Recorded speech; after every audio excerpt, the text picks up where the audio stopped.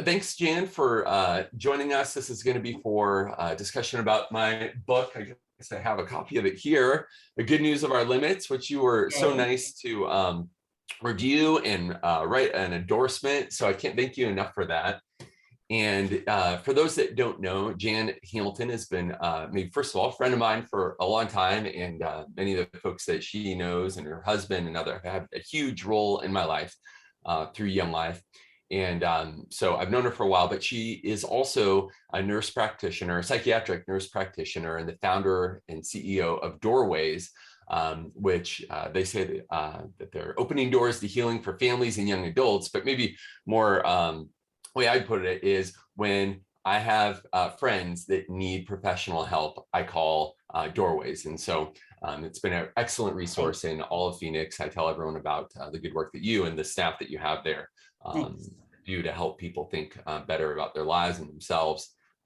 Yes, so thank you for doing that. You're just such a great resource. It's a blast. Yeah.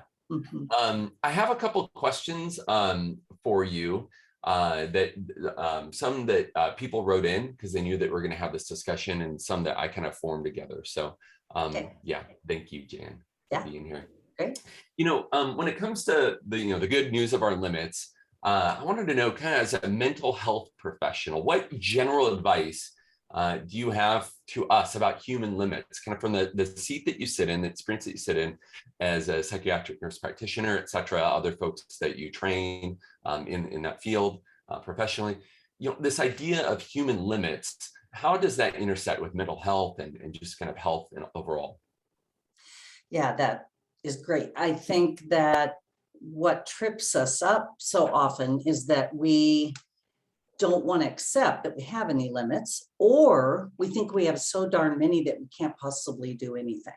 And so I think that this idea of limits I love in your book how you turn this into such a benefit that we have limits. It's a benefit because it drives us to trust in God, to ask for help, to be in community, because we recognize we can't do this all on our own. But what I find is with a lot of adolescents, young adults I work with, they're inundated with these really superficial expectations, especially from social media and our culture, that say you need to look like this. You're not good enough if you don't do this, say this, wear this. So I think that there's this expectation that's just huge. And in order to have some semblance of mental health, I think you need to be able to accept, okay, this is who I am, which, adolescents are trying to figure out anyway. This is who I am. This is what I want to do. This is what I maybe can't. And really what we're fighting is not the limits, we're fighting the fear. We're fighting the fear and the messages we hear and the messages we get maybe from our family or whatever that says you can't, you shouldn't, or you're not good enough. So I think the limits are so important for development. The limits, as a good parent, you need to have limits for your kids because they can't do it on their own yet.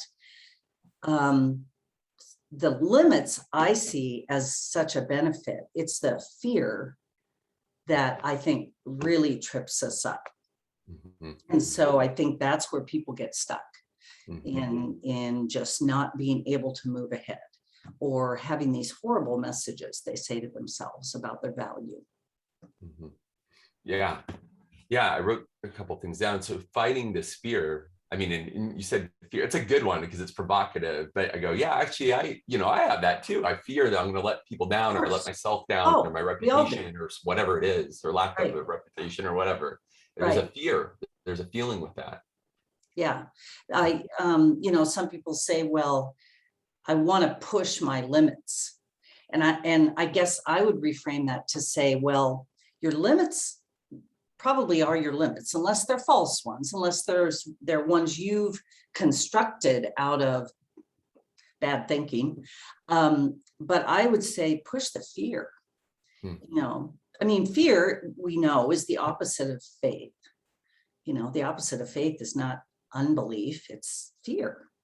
And so the fear keeps us from being able to believe that God is bigger, we are able, his spirit's in us, we can do what he's calling us to do, but it's the fear that will stop that. And so then we butt up against limits, and we think that the fence post is the problem. No, it's the fear. Okay, that's great. Yeah, really putting our finger on the fear and coming to terms with that. I mean, that leads to the second question you kind of that I had for you. You already started it, which is, when is it healthy or not healthy to push our limits when we really want to grow? So maybe we're encountering a dream that we have, or something that we'd like to do, or someone asks us, and then we have this fear. We go, I would like to do this, but it seems like it is beyond our limits, and sometimes that is a healthy place of growth, right? Right. You said accept our limits, other things like that. But like, how might someone gauge if it's healthy or not to push beyond what they imagine their current limits of being? And maybe they do have fear about it, but what advice would you give them? Yeah, I think there's a variety of ways to do that. Like when I think about mental health for my clients, I always talk about the 5 main areas for me that indicate and need to be in some sort of a balance in order to have mental health. So one is sleeping well, one is eating well, one is exercise or moving around. Then there can be counseling as needed, and then maybe medicines or supplements or whatever. But when I think about when you do find, hey, I feel or I am limited by these things, and yet I have this dream or this desire or this passion, how do I push into that? I would say, again, you look at those 5 areas, am I healthy physically? And if I'm not, let's work on that. Where's my community? Who are the people around me and they may not be formal counselors, but who are my trusted people in my life that can speak into my life and say, you know what, that sounds like a great idea. Let me help you. Or they can say, you know what, Jan, I think you really need to think and pray about this. Spending time with God, writing down, what is it that I feel drawn to do or drawn to be?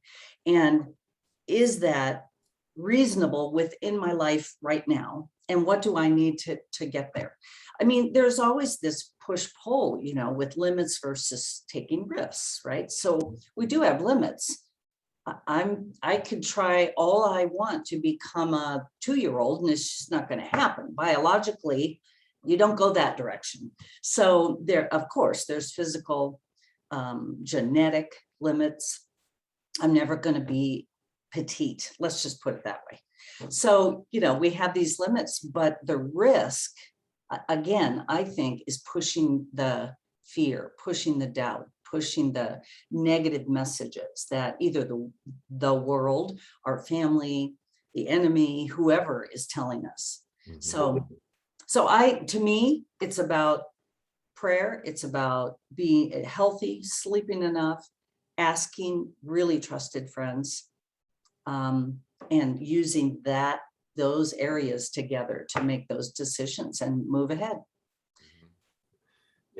Yeah, that seems like really helpful. Like what I was hearing, because I was a little worried about this book, maybe kind of crushing people's, like ambitions or dreams. And some of the feedback in the launch group has been about that. And I was like, well, let's talk about that too. But I was like, there's plenty of people saying like, let's have big dreams and all that. So I thought, well, I'll write a different book focused on kind of the other end of kind of reality.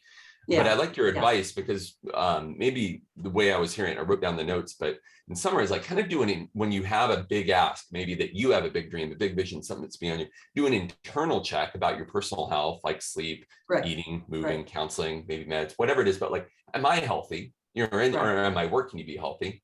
And then looking outside of yourself, what about other people that I can ask to bring into this, get feedback, a mentor, advice, and also talking to the Lord, and so looking outside of ourselves and saying, okay, like one of the people in our group, I know her, and I watched one of her dreams come true in front of her, which was a ministry to teen moms, Uh-huh. and so she had this amazing vision, and clearly it was beyond any of our capacities and hers, beyond her limits. But over the course of years, we saw it develop. It was beautiful. It continued, the ministry, it's wonderful, and impacting these people. But I think as I look back, she did a great job of coming to a place where she was in a healthy place and working to be healthy, but then also had to ask other people to join in and ask for Right. feedback and advice, Right. and did it in a sense of a community and Right. with the Lord too. Right. Yeah. Which really does allow the Lord to use so many different vehicles. The Lord may be wanting to use your body to inform you that, you know what, you have a lot of stress going on and you can't even keep your food down. So let's work on that, so you're in a space where you can thrive as you're pushing on. With doorways, that was the way that started. I got the dream and the vision and the whatever we want to call it, the call about it, a long time ago. And it took a lot of years to get ready, to get prepared educationally, to get prepared experientially, just life, relationships, go through my own stuff. But when I finally got up to that time, it was very scary. I didn't think I could do it. But as I've gone through it now, it wasn't that I was limited by ability. I was really limited by fear and doubt. And, who am I to think I could do this? Well, yeah, so I think you do push through those things. But in the midst of that, I had a lot of people around me and prayer and encouragement and experience to be able now, but you could spend your whole life getting ready too, right? So there is that. Yeah, never moving, never stepping into it. Yeah. Right. Yeah. Stepping out on the bridge that you don't see and just going, okay, I can do it. Yeah. What about, this is the third question I have four, so we're kind of heading towards that, but how can we communicate our limits to people who expect things from us? So like a supervisor, maybe a coworker, family, those sorts of relationships. And I think I'm leaning more towards like supervisors or something like that, when, they expect you to do certain things and you've reached your limit. They're asking you things that maybe are beyond what you can do, or aren't healthy for you, or you're currently worn out, it isn't a good time for you. When things are pressing upon and you've recognized that you're reaching your limits, how would you recommend communicating to people that are around us, particularly people that either we love or in a place of power with us? So yes, that is difficult, especially if you yourself have a lot of high expectations for your performance. So you're driving yourself, and then you've got this external source, whoever it is, where either explicitly or implicitly, there's another set of expectations. So I think, first of all, you need to look at, okay, what do I expect out of me? What are the messages I tell myself? You have to do things perfectly or you're bad. You need to always please people. You need to be the nice person, whatever those messages are. I think, and again, maybe having a counselor, maybe just a really good friend, maybe having a mentor to help you unravel what those messages are. And then to be able to honestly go in, not telling your boss, I can't do this. It's just, it's too much, but say, I would like to talk with you about your expectations for my role, my, job, my whatever. And then I want to be really clear on that, because I want to make sure that I understand what you're wanting, needing. And then I need to tell you a few areas where I'm struggling, and that takes humility, especially if you feel like that's a sign of weakness. If you're a person that wants to appear and have that persona of strength and being in control, that's going to be a tough place to be.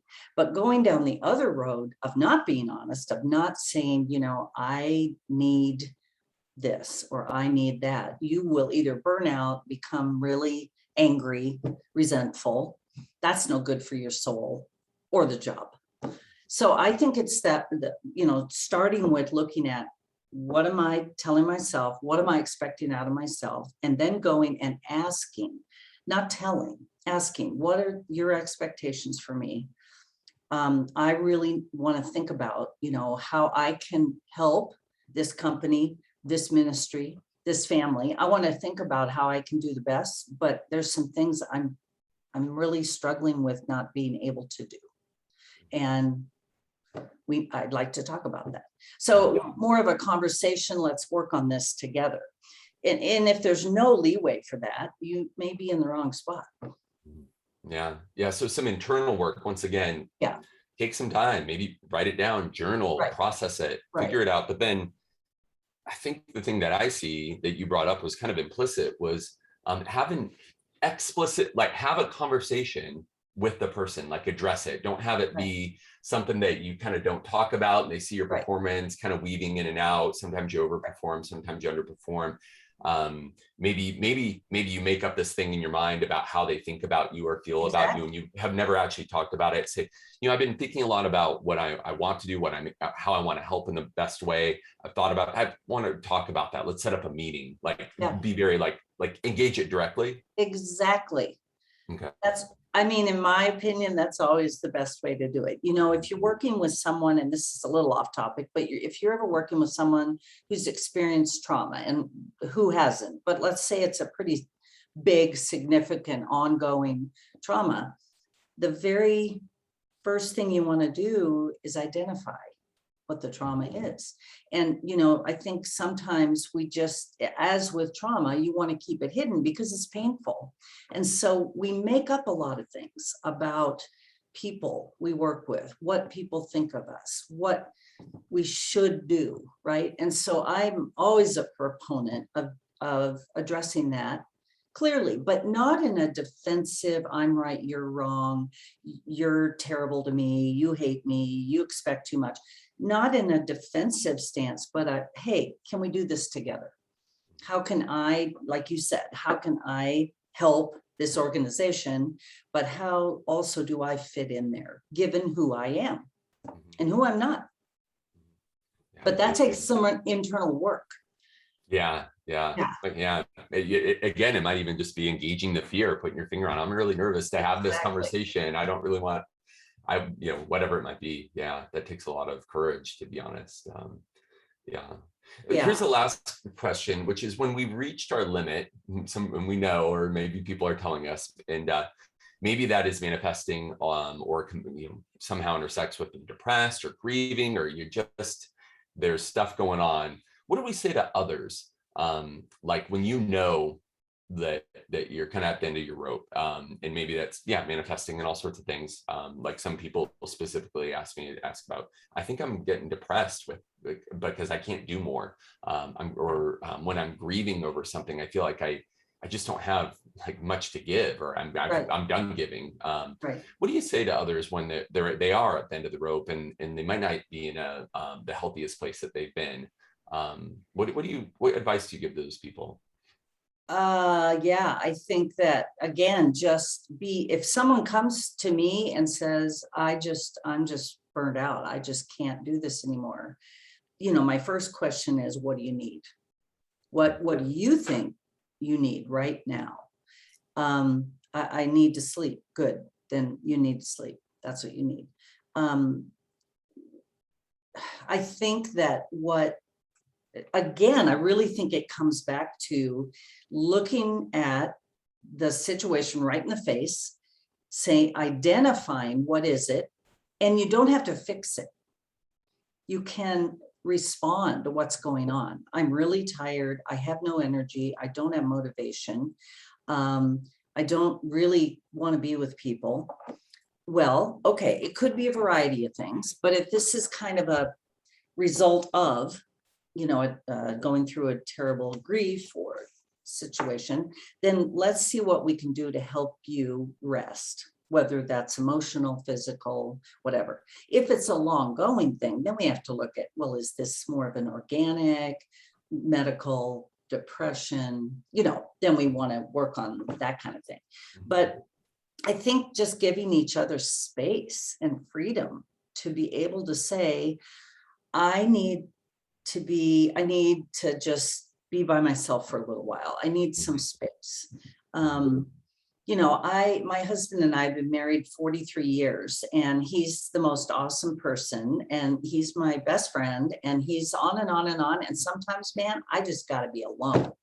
I just don't want to hang out with him anymore. And it has nothing to do with that I don't Just say, like Jill, it. go to Chino Bandito. I need some time by myself. Exactly. Because that, for me, it restores me to just be still and listen without having to be thinking about somebody else. And I need that. But I've had to learn in our marriage to ask for that, because Bill's just like, let's just talk, right? Like, oh, come on.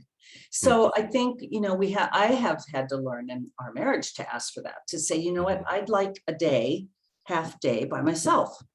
I'd like to just hang out. And I think we need to give each other space to do that in our friendships and in work role. And sometimes you just have to say, I need a half day off. I'm guessing his general response is like, I'm glad you told me, or something along those lines, right? Is it not like, that's unusual, that's strange, he's like, oh no, thanks for letting me know. I love you. And I want you, if you need that, do it. Right. So yeah, just so if we know that we've reached our limit, maybe we're just we're reach the end of our rope, or maybe it's manifest, I'm a little depressed, I'm down, or I'm grieving, and or whatever it might be. When you know that you're kind of there, be explicit with what do you say to other people? Say, right now I need this, and you have to have a little self-awareness of, maybe I need a half day alone. You kind of went through that checklist of like sleep, eating, moving, counseling, maybe meds or whatever, but maybe kind of think, maybe I need to get some more sleep, or maybe I need to get active. I've been sedentary, I can go get out, or maybe I just need to be alone. But you have to kind of do some work. So when people ask you, what is it that you how can I help you? You seem down, or how can I help you seem warm out? Maybe do a little bit of work to just tell them and what is it, and just be honest, to say what you need. And sometimes you don't know what you need. You just feel but that's when then you listen, you ask people, you say, I don't know what I need, but I'm just fried. Hey, can we just go for a walk? And it may not be fixable right then. It may just be a matter of, you just need to take a step back, and it's okay. It's a limit with a benefit, because when you recognize that, then hopefully you can begin to heal from whatever that is. And then it doesn't just perpetuate, because what can happen is, instead of looking at it, we go into martyr mode, or we go into self-pity mode, or we go into I'm mad at everybody else because they don't care about me mode, right? And so that becomes very destructive towards others and yourself. So it feels awkward and weird to say, hey, I need some time away. Like, is that even okay? But there's consequences to not doing that, I guess is what I'm saying. You keep trying to power through, but it may really take a toll, maybe on you and maybe on others. So it's tough to learn. I'm not so great at it, I have to say. What's that? I'm not so great at it. I will push myself. I used to especially push myself way too hard. And now I've taken myself off some of the hooks.